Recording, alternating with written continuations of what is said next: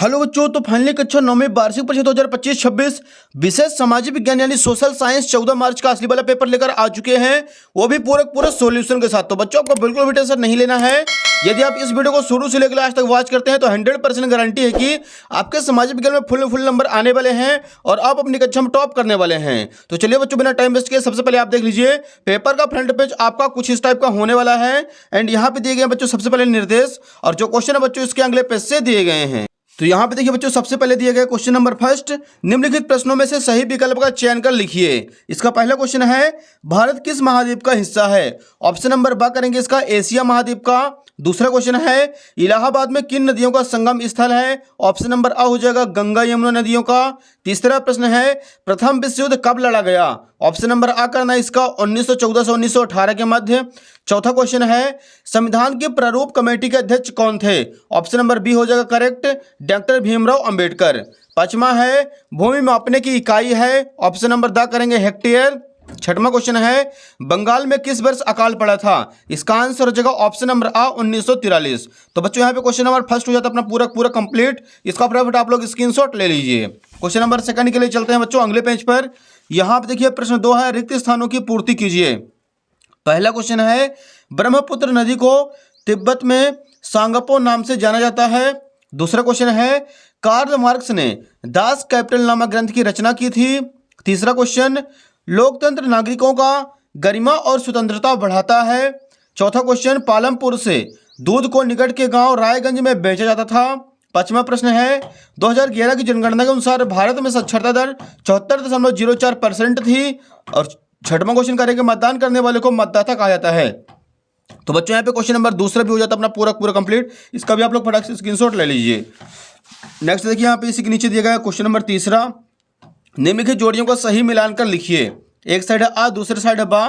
पहले नंबर देखिए बच्चों महानदी, तो इसका आंसर करेंगे छत्तीसगढ़ में है। दूसरा बच्चों ड्यूमा रूस की संसद को कहा जाता है। तीसरा देश का सर्वोच्च कानून संविधान कहते हैं। निर्धनता रेखा का आकलन राष्ट्रीय प्रतिदर सर्वेक्षण संगठन। पांचवा है राष्ट्रीय खाद्य सुरक्षा अधिनियम, इसका आंसर हो जाएगा 2013 में। और छठवां है चुनाव आयोग का कार्यकाल 6 वर्ष का होता है।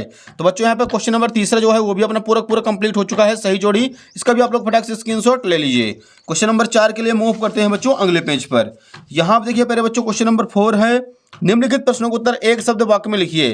पहला क्वेश्चन है शीतलहर क्या है? इसका आंसर लिखेंगे एक ऐसी मौसम की स्थिति है जिसमें तापमान में अचानक और काफी गिरावट होती है जिससे सर्दी बहुत बढ़ जाती है, शीतलहर कहते हैं। दूसरा क्वेश्चन भारत का जनसंख्या घनत्व कितना है? इसका आंसर करेंगे 382 व्यक्ति प्रति वर्ग किलोमीटर है। तीसरा बच्चों युंग फोक क्या था? इसका आंसर हो जाएगा नात्सी युवा संगठन था।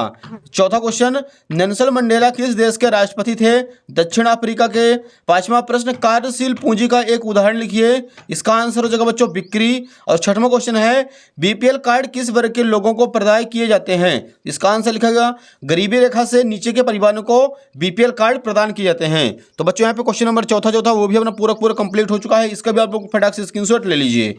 अगला क्वेश्चन देखिए बच्चों, इसी के नीचे प्रश्न 5 दिया गया है निम्नलिखित कथनों में से सत्य व असत्य कथन छांटकर लिखिए। पहला क्वेश्चन है लू शीतलहर में चलने वाली गर्म हवाएं हैं, यह हो जाएगा सत्य।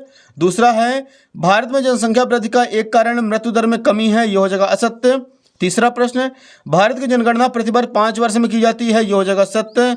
चौथा है हिटलर आर्थिक संकट दूर करने के लिए उद्योग स्थापित करना चाहता था, यह हो जाएगा सत्य। पांचवा है मक्का एक व्यापारिक फसल है, यह भी हो जाएगा सत्य। छठवां है चुनाव आयुक्त की नियुक्ति प्रधानमंत्री करता है, तो यह हो जाएगा बच्चों असत्य। तो बच्चों यहाँ पे क्वेश्चन नंबर 5 जो है वो भी अपना पूरा कंप्लीट हो चुका है। इसका भी आप लोग फटाफट स्क्रीनशॉट ले लीजिए और सारे प्रश्नों को आप लोगों को अच्छे से याद कर लेना है। क्वेश्चन नंबर 6 के लिए मूव करते हैं नेक्स्ट पेज पर। यहाँ पे देखिए छठवां प्रश्न है भारत के 3 और विस्तृत जलराशियों के नाम लिखिए। तेरा बच्चों उत्तर क्रमांक 6 का राइट आंसर।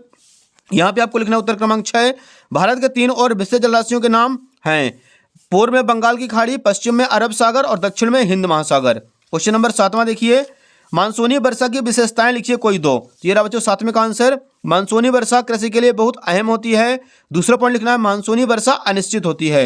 अगला क्वेश्चन देखिए डियर, क्वेश्चन नंबर 8वां है सदाबहार वन और पर्णपाती वनों में अंतर लिखिए। इसका अथवा दिया गया है नीम और तुलसी के एक एक औषधि उपयोग लिखिए। तो यहाँ पे लिखेंगे 8वें का आंसर नीम शरीर की गंदगी साफ करता है और तुलसी लीवर को मजबूत बनाती है। अगला क्वेश्चन देखिए 9वां है मैंग्रोव वन की दो विशेषताएं लिखिए। तो यहाँ पे लिखेंगे बच्चों 9वें का आंसर, मैंग्रोव वन की दो विशेषताएं निम्न हैं। पहला हो जाएगा मैंग्रोव वनों में कई तरह के पेड़ पौधे और झाड़ियां पाई जाती हैं। दूसरा पॉइंट लिखना है मैंग्रोव वनों में कई तरह के जीव जंतु पाए जाते हैं। ये क्वेश्चन नंबर 9 हो जाएगा कंप्लीट। अगला देखिए डियर, क्वेश्चन नंबर 10वां है हमारे सामने, जैकोबिन क्लब के सदस्य कौन थे? इसका आंसर लिखना हमें, जैकोबिन क्लब के सदस्य मुख्यतः छोटे दुकानदार तथा कारीगर जैसे जूता चप्पल बनाने वाले और नौकर व दिहाड़ी मजदूर आदि थे, जो समाज के कम श्रमबद्ध हिस्से से आते थे। तो ये हो जाएगा बच्चों क्वेश्चन नंबर 10 में भी अपना पूरा कंप्लीट। इसका भी आप लोग फटाक से स्क्रीनशॉट ले लीजिए। नेक्स्ट क्वेश्चन नंबर 11 के लिए मूव करते हैं पहले बच्चों अगले पेज पर। यहाँ पे देखिए बच्चों क्वेश्चन नंबर 11 है हमारे सामने, खूनी रविवार की घटना क्या थी? तो ये रहा बच्चों उत्तर क्रमांक 11 का राइट आंसर। यहाँ पे लिखेंगे रूस के सेंट पीटर्सबर्ग में 22 जनवरी 1905 को हुई थी। इस दिन जार की सेना ने शांतिपूर्ण मजदूरों और उनके परिवारों के जुलूस पर गोलियां चलाई थी। इसे ही खूनी रविवार कहा गया था। अगला देखिए 12 नंबर क्वेश्चन, युद्ध से जंगल क्यों प्रभावित होते हैं? तो यहाँ पे लिखेंगे युद्ध के समय जंगलों में आग लग जाती है, जिससे वनस्पति और जीव जंतु नष्ट हो जाते हैं। अगला प्रश्न 13 नंबर देखिए, वयस्क मताधिकार क्या है? इसका आंसर लिखेंगे सभी नागरिक जो 18 वर्ष और उससे अधिक उम्र के हैं, उनकी जाति या शिक्षा, धर्म, प्रजाति आदि परिस्थितियों के बावजूद वोट देने के लिए स्वतंत्र हैं, वयस्क मताधिकार कहलाता है। क्वेश्चन नंबर 14 देखिए, पंथ निरपेक्ष संविधान क्या है? इसका आंसर लिखेंगे भारत सरकार धर्म के मामले में तटस्थ रहेगी और सभी धर्मों के प्रति निष्पक्षता का भाव रखेगी। इसे धर्मनिरपेक्षता कहा गया है। अगला क्वेश्चन देखिए बच्चों 15 नंबर है, गठबंधन सरकार किसे कहते हैं? तो यहाँ पे लिखना है जब एक से ज्यादा राजनीतिक दल मिलकर सरकार बनाते हैं तो इसे गठबंधन सरकार कहा जाता है। ये हो जाएगा क्वेश्चन नंबर 15 कंप्लीट अपना। नेक्स्ट देखिए बच्चों इसी के नीचे दिया गया है 16 नंबर, अर्थव्यवस्था के तृतीयक क्षेत्र से आप क्या समझते हैं? तो ये रहा बच्चों 16 का आंसर आपको यहाँ पे लिखना है। अर्थव्यवस्था का तृतीयक क्षेत्र सेवाओं का उत्पादन करने वाला क्षेत्र है, इसे सेवा क्षेत्र भी कहा जाता है। इसमें शिक्षा, स्वास्थ्य आदि सेवाएं भी शामिल होती हैं। ये हो जाए question number 16 complete. Question number 17 के लिए मूव करते हैं नेक्स्ट पेज पर। यहाँ आप देखिए बच्चों प्रश्न 17 है, मानव पूंजी निर्माण में स्वास्थ्य की भूमिका क्या है? तो यहाँ पे लिखेंगे मानव पूंजी निर्माण में स्वास्थ्य की अहम भूमिका होती है। यह न केवल व्यक्तियों की शारीरिक भलाई को दर्शाता है, बल्कि समाज में पूरी तरह से भाग लेने की क्षमता को भी दर्शाता है। ये हो जाएगा बच्चों क्वेश्चन नंबर 17 का कंप्लीट आंसर। अगला देखिए बच्चों प्रश्न 18 है, रेशम मार्ग पर टिप्पणी लिखिए। यहाँ पे लिखना बच्चों हमें उत्तर क्रमांक 18, रेशम मार्ग से बड़े पैमाने पर चीन के रेशम यूरोप, अफ्रीका तथा एशियाई देशों में भेजे जाते हैं, इसलिए इस मार्ग का नाम रेशम मार्ग या सिल्क जूट कहा गया है। रेशम मार्ग के जरिए रेशम, चाय, भारतीय मसाले, कपड़े, कीमती पत्थर, सोना, चांदी, शराब आदि का व्यापार होता था। रेशम मार्ग द्वारा संस्कृति, भाषा और विचारों का आदान प्रदान होता था। रेशम मार्ग एक महत्वपूर्ण ऐतिहासिक व्यापार मार्ग था। मार्को पोलो ने रेशम मार्ग से यात्रा करके चीन पहुंचे थे और वहां की सभ्यता को देखे थे। तो ये हो जाएगा बच्चों क्वेश्चन नंबर 18 अपना पूरा कंप्लीट। इसका भी आप लोग फटाक से स्क्रीनशॉट ले लीजिए। नेक्स्ट देखिए बच्चों क्वेश्चन नंबर 19 है, औपनिवेशिक सरकार ने बेकार पड़ी भूमि को कृषि योग्य बनाने के लिए क्या योजना बनाई? यहाँ पे लिखेंगे बच्चों क्वेश्चन नंबर 19 का राइट आंसर, ऐसी जमीन जिसमें ना कोई लगान मिलता था और ना ही उत्पादन होता था को अंग्रेजों ने बेकार माना तथा उसे कुछ खास लोगों को दे दी गई और कृषि कार्य हेतु उन्हें प्रोत्साहित किया गया। कुछ लोगों को गांव का मुखिया बना दिया गया ताकि वे उस जमीन पर खेती कार्य को ठीक ढंग से करवाएं। यह जमीन चरवाहों की थी, जिनका चरवाहे नियमित रूप से इस्तेमाल किया करते थे। तो ये हो जाएगा बच्चों अपना क्वेश्चन नंबर 19 भी कंप्लीट। इसका भी आप लोग फटाक से स्क्रीनशॉट ले लीजिए। अगला प्रश्न देखिए बच्चों प्रश्न क्रमांक 20 है, भारत के राष्ट्रपति को कौन कौन सी शक्तियां प्राप्त हैं? इसका अथवा है प्रधानमंत्री पद के लिए क्या योग्यता होनी चाहिए? तो यहाँ पे हमें लिख देना उत्तर क्रमांक 20 अथवा प्रधानमंत्री पद के लिए निम्न योग्यताएं चाहिए। पहला हो जाएगा वह भारत का नागरिक हो। सेकंड पॉइंट, वह कम से कम 25 वर्ष की आयु पूरी कर चुका हो। तीसरा पॉइंट लिखेंगे वह लोकसभा का सदस्य होना चाहिए। और चौथा पॉइंट लिख देना बच्चों, वह किसी सरकारी लाभ के पद पर ना हो। तो हो जाएगा बच्चों क्वेश्चन नंबर 20 भी अपना कंप्लीट। इसका भी आप लोग फटाक से स्क्रीनशॉट ले लीजिए। नेक्स्ट क्वेश्चन नंबर 21 के लिए मूव करते हैं अगले पेज पर।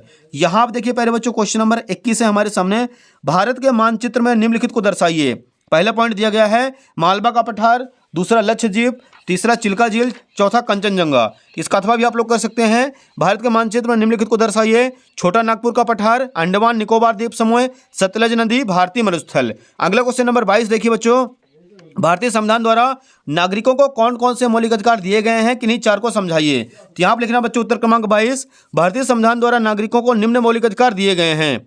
पहला हो जाएगा समानता का अधिकार। इस अधिकार के द्वारा प्रत्येक नागरिक को कानून के समक्ष समानता है तथा भेदभाव, अस्पृश्यता और उपाधियों का अंत कर दिया गया है। सरकारी नौकरियों में बिना धर्म, जाति, लिंग आदि का भेदभाव किए बिना समानता है। दूसरा पॉइंट देखिए, स्वतंत्रता का अधिकार।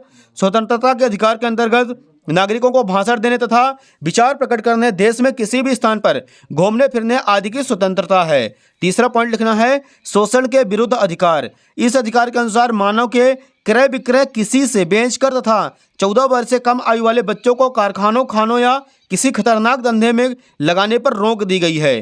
प्रश्न चौथा देखिए बच्चों, धार्मिक स्वतंत्रता का अधिकार। किसी व्यक्ति को अपने धर्म को मानने, उसका पालन करने और उसका प्रचार प्रसार करने की आज़ादी देता है। यह एक मौलिक अधिकार है। तो ये हो जाएगा बच्चों अपना क्वेश्चन नंबर 22 पूरा का पूरा कंप्लीट। इसका आप लोग फटाफट सॉल्यूशन तैयार कर लीजिए। अगला क्वेश्चन देखिए बच्चों, लास्ट क्वेश्चन नंबर 23 है, भारत में निर्धनता के क्या कारण हैं? तो ये रहा बच्चों इसका आंसर लिखना है। उत्तर क्रमांक 23, भारत में निर्धनता के निम्न कारण हैं। पहला हो जाएगा तीव्र गति से बढ़ती हुई जनसंख्या। इस समय जनसंख्या की दृष्टि से भारत का विश्व में पहला स्थान है। बढ़ती हुई जनसंख्या का अर्थ है वह वस्तु की मांग में अपार वृद्धि होना। अगला पॉइंट देखिए बच्चों, यहाँ पे लिखेंगे पूंजी निर्माण का अभाव। पूंजी निर्माण आर्थिक विकास की आधारशिला है, परंतु पूंजी निर्माण की दर भारत में अपेक्षाकृत कम है। तीसरा पॉइंट लिखेंगे बेरोजगारी। निर्धनता का एक प्रमुख कारण बेरोजगारी है। देश में बेरोजगारी की समस्या व्यापक और भीषण है। बेरोजगारों की संख्या निरंतर बढ़ रही है, जो कि निर्धनता के लिए एक उत्तरदायी कारण है। चौथा देखिए बच्चों पॉइंट लिखना है यहाँ पे कीमत स्तर में वृद्धि होना। इसके परिणाम स्वरूप मुद्रा की तय क्रय वस्तु कम हो जाने से वास्तविक आय कम हो जाती है। यही कारण है कि जनसंख्या वृद्धि की दर कीमत स्तर में वृद्धि हो रही है। तो ये हो जाएगा बच्चों अपना क्वेश्चन नंबर 23 भी पूरा पूरा कंप्लीट। इसका भी आप लोग फटाफट सॉल्यूशन तैयार कर लीजिए। तो बच्चों यहाँ पे अपना पूरा का पूरा असली क्वेश्चन पेपर कंप्लीट हो चुका है। उम्मीद है कि आपके पूरा समझ में आ गया होगा। फटाफट वीडियो को लाइक कर दीजिए, चैनल को सब्सक्राइब कर लीजिए और वीडियो को ज़्यादा से ज़्यादा बच्चों को भी शेयर कर दीजिए। धन्यवाद।